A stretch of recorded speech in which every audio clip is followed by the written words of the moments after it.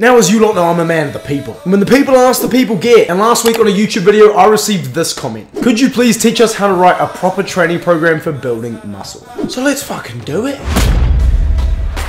Firstly, let's talk about the training schedule. How many days a week you need to train. The truth is, it doesn't matter. It needs to fit your schedule. The literature tells us that for the most optimal results, you need to hit the same muscle group 2 times per week. There's a variety of training splits that will allow you to hit the same muscle group 2 times per week. You can do upper-lower twice per week. You can do push-pull legs twice per week. You can do full body training twice per week, 3 times per week, 4 times per week, whatever it is. I personally run an upper-lower split 2 times per week. And it gives you a disgusting pump.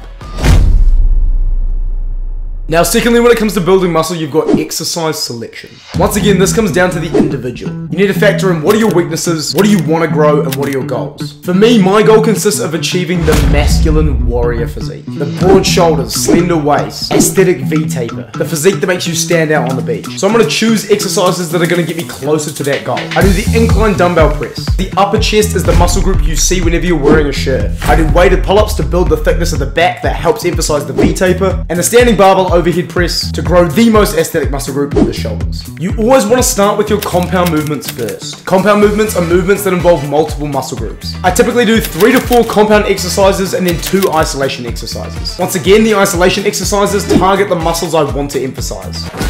So we've covered your training schedule and we've covered exercise selection. Next up is rep ranges. For hypertrophy, thankfully, it's pretty fucking idiot proof. Anything between like 6 and 15 reps is ideal. As a general rule of thumb, I keep the reps slightly lower on compound exercises and slightly higher on isolation exercises. So for example, in the incline dumbbell press, I'll do anywhere between 8 and 10 reps. And I keep that the same for pretty much all my compound exercises. And then for my isolation exercises, I like to up it to about 12 to 15 reps. Which brings me on to my next point, rest time. For your compound exercises, because they demand more energy, you need to rest longer. I recommend for all your compound exercises between 2 and 3 minutes minimum. For your isolation exercises, I like to shorten the rest. But generally, I stick between 1 and 2 minutes for all my isolation movements. And the reason for that is because I'm targeting a different stimulus for muscle growth. For my compound exercises, I'm trying to target mechanical tension as the main stimulus for muscle growth. That is, I'm trying to increase the weight to increase the mechanical tension, which is going to lead to growth. But for my isolation exercises, I'm trying to target metabolic overload. That's the burn you feel in your muscles. A good way to create that burn is with less rest time.